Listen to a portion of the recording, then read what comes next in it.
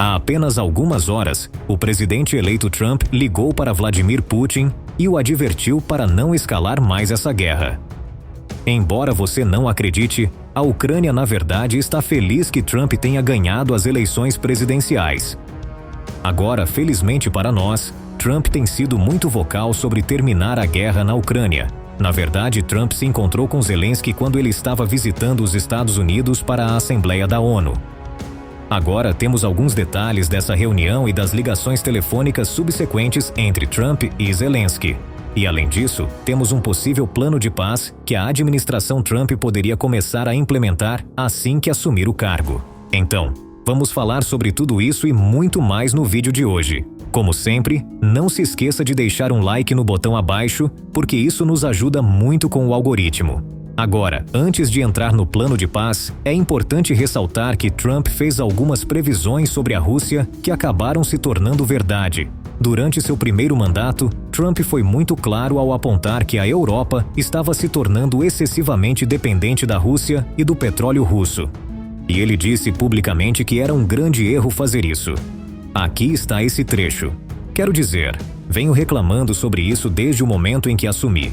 Nunca deveria ter sido permitido que isso acontecesse, mas a Alemanha está totalmente controlada pela Rússia porque eles recebiam de 60% a 70% da sua energia da Rússia por meio de um novo gasoduto. Antes de continuar com os detalhes, não se esqueça de se inscrever no canal, deixar o like e deixar seus comentários. Vamos continuar. E me diga se isso é apropriado, porque acho que não é. E acho que isso é muito ruim para a OTAN. E não acho que isso deveria ter acontecido. E acho que precisamos conversar com a Alemanha sobre isso. Além disso, a Alemanha está pagando um pouco mais de 1%, enquanto os Estados Unidos, em termos reais, estão pagando 4,2% de um PIB muito maior. Então, acho que isso também é inadequado. Você sabe, estamos protegendo a Alemanha. Estamos protegendo a França. Estamos protegendo todos. E, no entanto, estamos pagando muito dinheiro pela proteção. Isso tem acontecido durante décadas.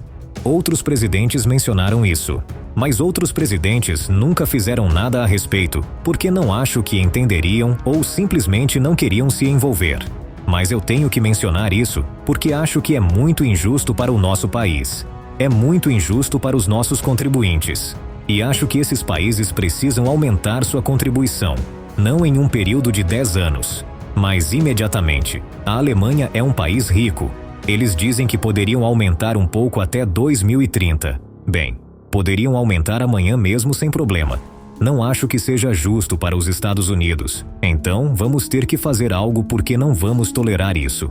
Esperamos que esse trecho dê a quem apoia a Ucrânia alguns sinais positivos de que Trump não está prestes a ceder a todas as demandas da Rússia. Mas, mesmo que isso não te tranquilize, uma pessoa que está feliz com a vitória de Trump é Zelensky e o povo ucraniano.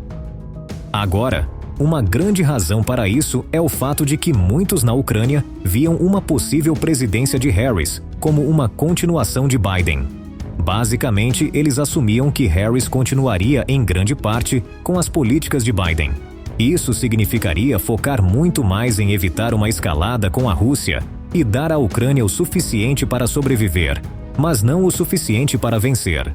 Um grande exemplo desse pensamento seria os Estados Unidos não permitirem que a Ucrânia atacasse dentro da Rússia usando armas americanas. Novamente, não são minhas palavras. Esse era o pensamento na Ucrânia, e eles esperavam que a presidência de Trump fosse diferente. Agora, a grande razão para esse otimismo é a reunião de Zelensky com Trump em Nova York antes das eleições. Segundo fontes próximas a Zelensky, Trump teria garantido a Zelensky para não prestar atenção em sua retórica pública de campanha e prometeu apoiar a Ucrânia. Na verdade, isso é parecido com algo que Zelensky disse antes da reunião. Não consigo encontrar essa entrevista agora, mas pelo que me lembro, a paráfrase era que ele não dá muito peso ao que os candidatos dizem na campanha, porque a campanha é difícil, mas foca mais nas conversas que tem com eles. Então veio a eleição e Trump venceu. Líderes de todo o mundo o parabenizaram, incluindo o presidente Zelensky. De fato, segundo fontes próximas à reunião, Trump e Zelensky tiveram uma ligação que durou cerca de 25 minutos depois que Zelensky parabenizou Trump.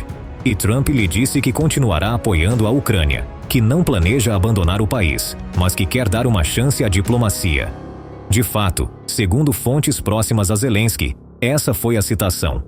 Nada do que Zelensky e seus assessores ouviram de Trump e sua equipe em privado foi alarmante, ou nos fez sentir que a Ucrânia pagará o preço. Então Trump quer dar uma chance à diplomacia, e a diplomacia significa um plano de paz. Isso nos leva a um relatório do Wall Street Journal, que discute um possível plano de paz. Quero enfatizar que este é apenas um dos muitos planos de paz possíveis que estão sendo discutidos na administração de Trump. Este plano de paz tem 3 pontos importantes. O primeiro é que a Rússia conservará o território que capturou e haverá uma zona de amortecimento de 800 milhas ao longo das linhas de frente. Essa zona de amortecimento seria patrulhada por tropas europeias, que seriam do Reino Unido, Alemanha, França e o resto da Europa. Isso nos leva a um relatório do Wall Street Journal, que discute um possível plano de paz. Quero enfatizar que este é apenas um dos muitos planos de paz possíveis que estão sendo discutidos na administração de Trump. Este plano de paz tem 3 pontos importantes. O primeiro é que a Rússia conservará o território que capturou e haverá uma zona de amortecimento de 800 milhas ao longo das linhas de frente. Essa zona de amortecimento seria patrulhada por tropas europeias, que seriam do Reino Unido, Alemanha, França e o resto da Europa. O segundo ponto é que a Ucrânia pausaria suas ambições de aderir à OTAN por 20 anos.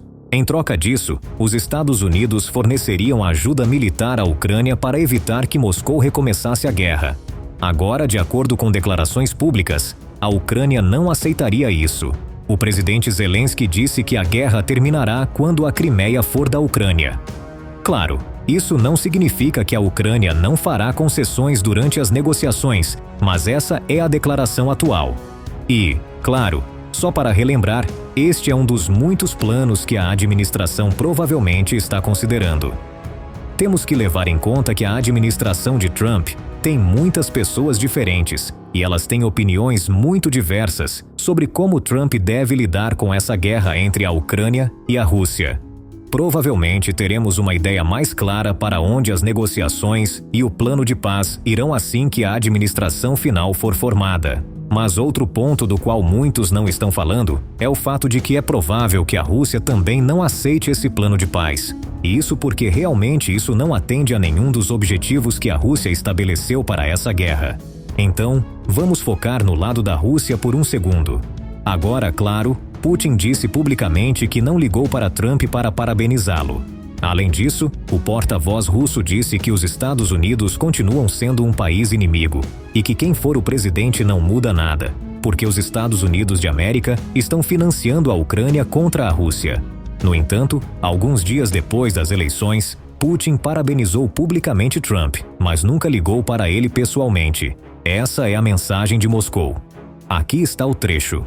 É uma pessoa corajosa, e não se trata apenas da mão que levantou e de seu chamado para lutar por seus valores e ideias comuns. Claro, houve uma adrenalina russa, mas uma pessoa mostra seu verdadeiro caráter nessas emergências. E este é exatamente um desses casos. E acho que ele se comportou admiravelmente de maneira corajosa como homem.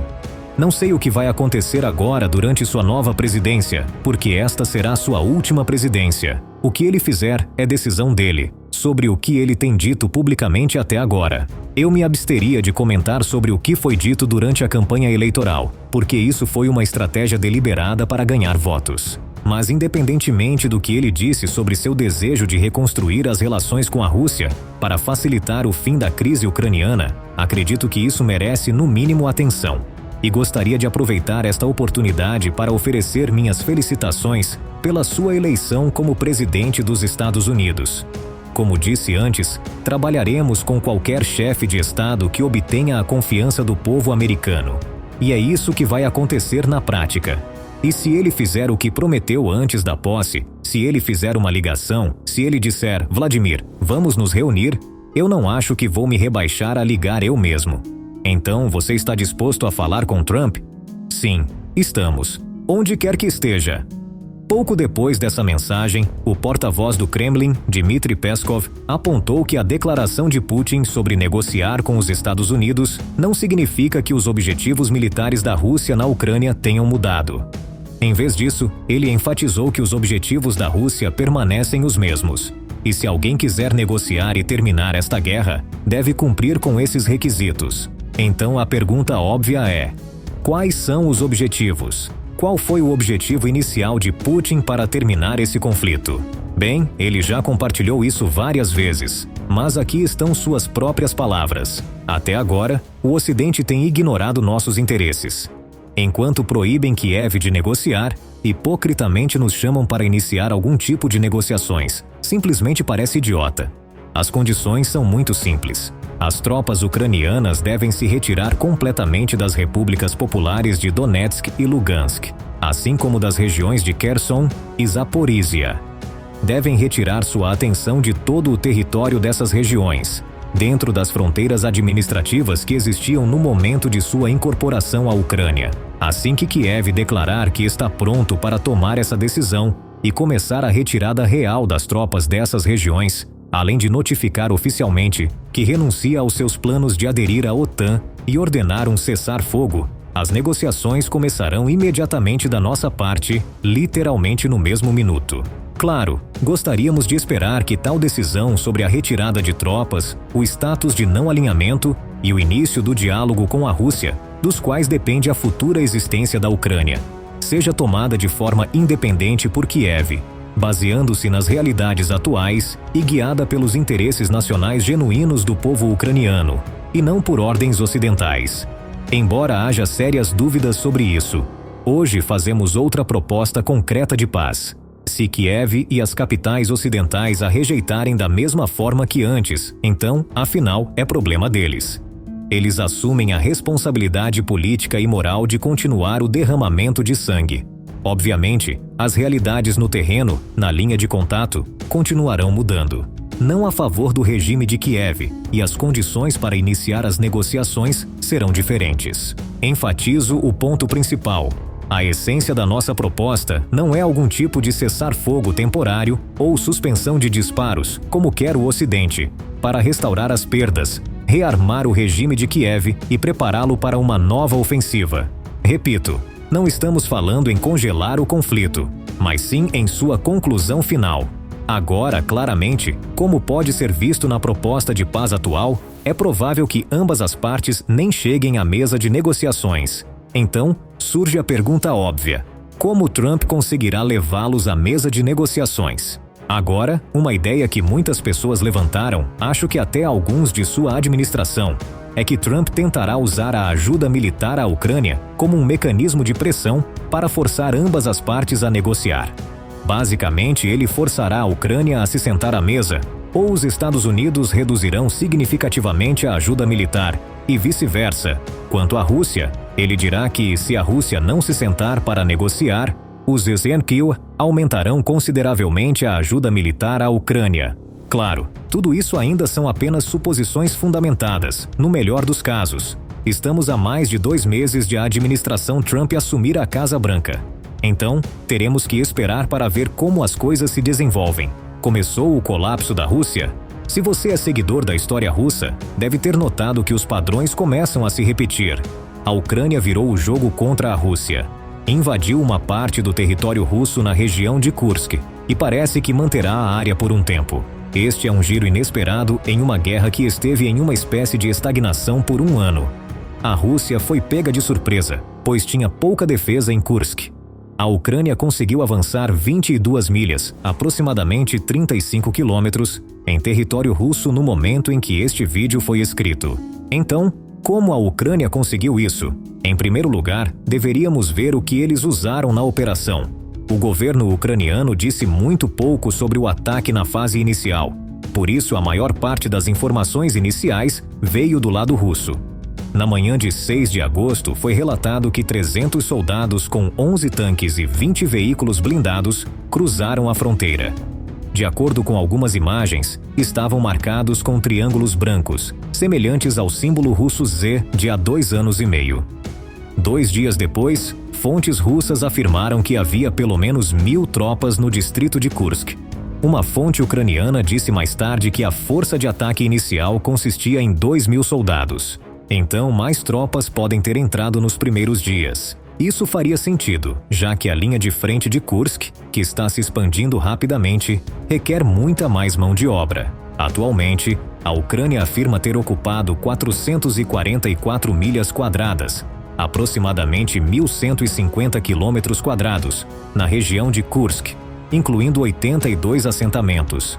Isso é uma conquista impressionante para o que inicialmente foi um ataque relativamente pequeno. A fraqueza dos russos contribuiu para o sucesso. Uma fonte dentro do Kremlin disse a Bloomberg que o chefe do Estado-Maior das Forças Armadas Russas, Gerasimov, descartou os alertas sobre um possível ataque em Kursk. Um ex-ministro da Defesa ucraniano acredita que os russos interpretaram mal o aumento das tropas ucranianas perto da fronteira. Eles poderiam ter visto isso como uma operação defensiva para se proteger de um possível ataque russo na província ucraniana de Sumy. O que eles não sabiam era que a operação realmente aconteceria. O resultado dessa falta de preparação foi desastroso para os russos. Os poucos guardas de fronteira que estavam presentes na área foram rapidamente capturados sem muita resistência. O restante dos recrutas na zona não sabia o que estava acontecendo, nem seus comandantes. Isso ocorreu porque a Ucrânia conseguiu bloquear as comunicações e os sistemas de vigilância russos em Kursk por meio de um ciberataque, o que só aumentou o caos na situação. À medida que os dias passavam, os ataques surpresa naturalmente diminuíram, à medida que a Rússia se organizava. No entanto, mais de 10 dias após o início dos combates, a Rússia não conseguiu expulsar os ucranianos.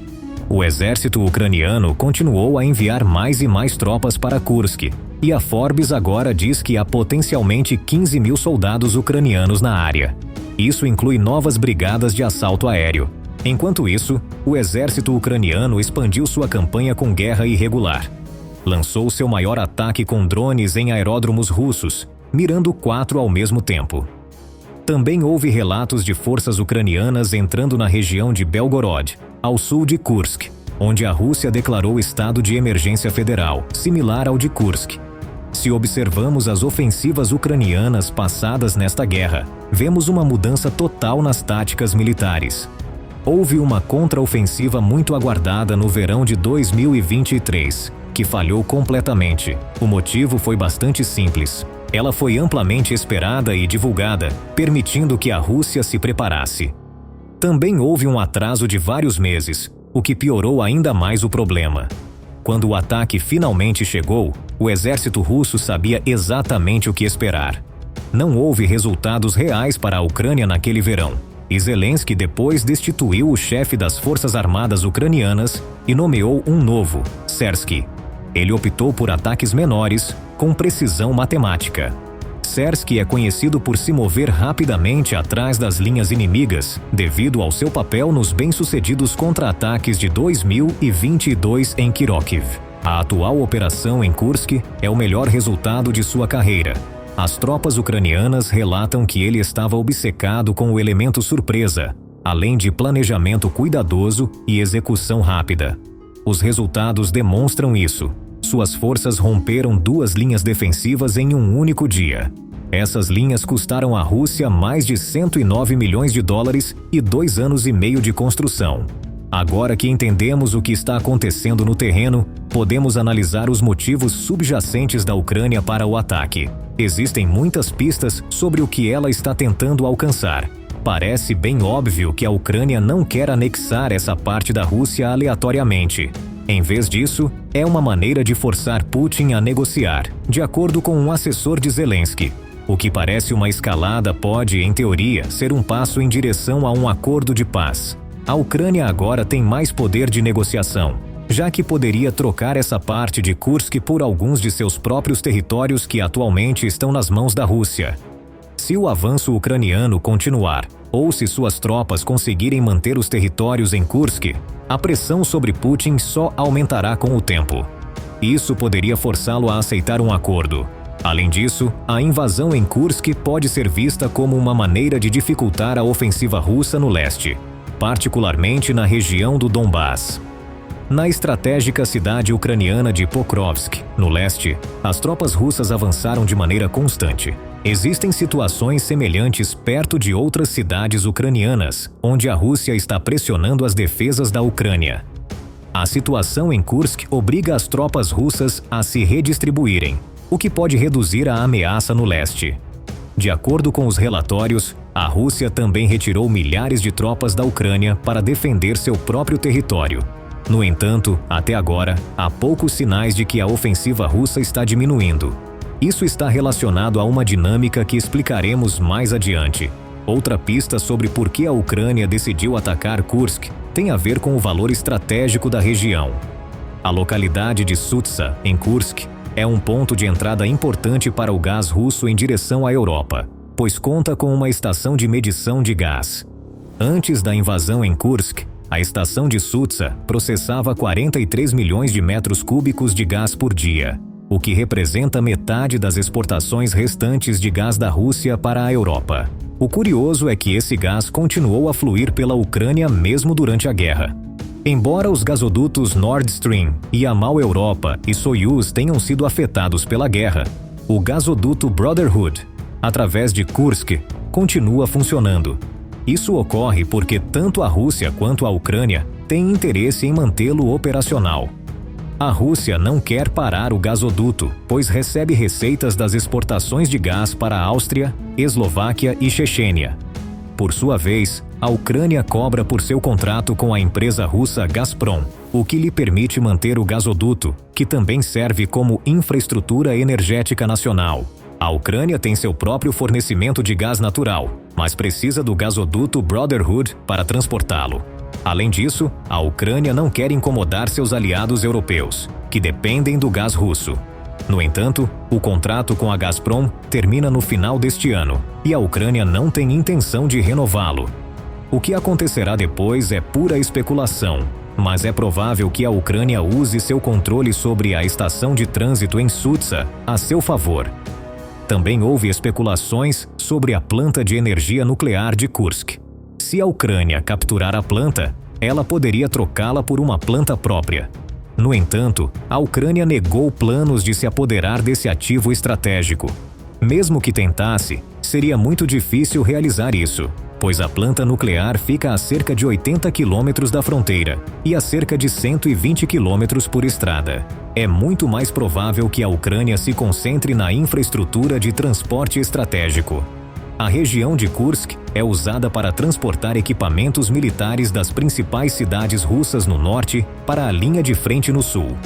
O exército ucraniano assumiu o controle de linhas ferroviárias estratégicas e destruiu uma ponte-chave na região. Isso, sem dúvida, causará problemas mais adiante na distribuição de suprimentos. Outro aspecto da estratégia da Ucrânia é liberar indiretamente prisioneiros de guerra.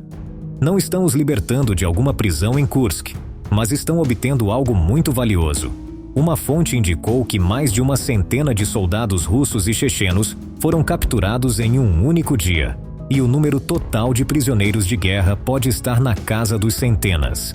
Eles serão usados em uma nova rodada de trocas de prisioneiros. Um aspecto arriscado, mas incrivelmente útil, da estratégia da Ucrânia é mostrar que Putin não é tão forte quanto diz ser. Ele sempre afirmou que não seriam toleradas armas estrangeiras em território russo e usou uma retórica perigosa sobre possíveis ataques nucleares. Seu aliado Lukashenko afirmou que haveria represália nuclear imediata se o inimigo cruzasse a fronteira. No entanto, Zelensky e seus estrategistas desafiaram esse aviso. Até agora, eles mostraram que Putin não apertaria o botão vermelho. Isso mostra aos aliados da Ucrânia que a ameaça nuclear é vazia, o que poderia fazer com que fossem menos relutantes em fornecer apoio militar. Eles poderiam começar a enviar sistemas de armas mais avançados, e a possibilidade de tropas da OTAN na Ucrânia ficaria um passo mais próxima. Isso se encaixaria na trajetória geral da guerra. Ao longo de todo o conflito, as linhas vermelhas se distanciaram cada vez mais, e o último desenvolvimento foi a presença de caças F-16 na Ucrânia. Finalmente, uma das razões para invadir Kursk é mudar a percepção russa sobre a guerra. Muitos russos apoiam o conflito devido à propaganda estatal. A história que lhes foi contada é que a Rússia está indo bem. Além disso, subestima-se o dano que a guerra causou aos cidadãos ucranianos. No entanto, a invasão de Kursk quebra toda essa narrativa. Em primeiro lugar, é muito vergonhoso para Putin ter forças ucranianas em seu próprio país, mostrando que o exército russo não conseguiu defender a fronteira nem dar uma resposta adequada nos primeiros 10 dias. Em segundo lugar, os russos agora sabem como as coisas estão indo mal. Já está sendo notado que muitos reservistas russos, incluindo chefes de famílias, estão relutantes em entrar para lutar. Muitos perderam a vontade de lutar depois de verem como a guerra afetou suas famílias e amigos. Agora há mais minas terrestres na Ucrânia do que em quase qualquer outro lugar do mundo. Tudo isso levou a uma situação semelhante à da Primeira Guerra Mundial, onde é necessário sacrificar dezenas de veículos blindados e tanques, junto com milhares de soldados, por apenas algumas poucas milhas quadradas. A Ucrânia pensou que havia formas melhores de usar seu equipamento e mão de obra, e com razão. Em apenas 10 dias, ela capturou tanto território quanto a Rússia e a Ucrânia juntas durante todo o ano de 2023. Sim, é tão extremo assim. A Ucrânia afirma ter tomado mais de 440 milhas quadradas, cerca de 1.150 quilômetros quadrados, até o momento da escrita deste texto. De acordo com o The New York Times, menos de 500 milhas quadradas de território ucraniano mudaram de mãos durante todo o ano de 2023. Visto dessa maneira, era óbvio levar a guerra para a Rússia. Como podem imaginar, Zelensky teve fácil aceitação desse ataque por parte de seus cidadãos. Muitos ucranianos o apoiaram, como uma forma de vingança pelo que lhes aconteceu. Mas para Putin, e em menor medida para os aliados da Ucrânia, foi mais difícil explicar o ataque para sua população. Os meios de comunicação estatais russos adotaram uma narrativa claramente hipócrita. Acusaram a Ucrânia de violar o direito internacional e atacar a infraestrutura civil. Essas são exatamente as coisas que a Ucrânia teve que suportar nos últimos 2 anos e meio. E o mais importante, o governo russo ficou em silêncio sobre o fracasso militar de seu próprio lado, minimizando a gravidade da situação. No entanto, os cidadãos russos, sim, não estão acreditando nisso. Como mencionado anteriormente, os moradores de Kursk estão furiosos com o governo russo por permitir que isso acontecesse. Eles estão expressando sua raiva nas redes sociais, então o resto do país provavelmente também já ouviu. A resposta dos aliados da Ucrânia na OTAN foi mista. Por um lado, não se importam que a Rússia experimente seu próprio remédio, mas outros acham que uma linha vermelha foi cruzada. A Ucrânia utilizou equipamentos fabricados e financiados pelo Ocidente para atravessar a fronteira russa. Por exemplo, há relatos confiáveis sobre a presença de tanques Challenger britânicos em Kursk. Também há imagens mostrando veículos de combate Stryker americanos e Marder alemães dentro da Rússia. Se alguém tivesse dito isso há 1 ano, pensariam que estava louco. Além disso, há relatos de que a Ucrânia utilizou o sistema de foguetes HIMARS na Rússia, algo que Washington proibiu explicitamente. Funcionários russos até afirmaram ter avistado um caça F-16 em Kursk. Embora, vindo da Rússia, isso deva ser tratado com ceticismo. Até agora não houve objeções formais à operação por parte dos aliados da Ucrânia. O Canadá até apoiou o ataque em Kursk, assim como uma delegação bipartidária de congressistas dos Estados Unidos. Este vídeo chegou ao fim. Obrigado por assistir. O que você acha disso? Conte-nos nos comentários. Não se esqueça de se inscrever no nosso canal e ativar as notificações para ficar informado sobre novos vídeos. Obrigado por nos acompanhar. Até breve!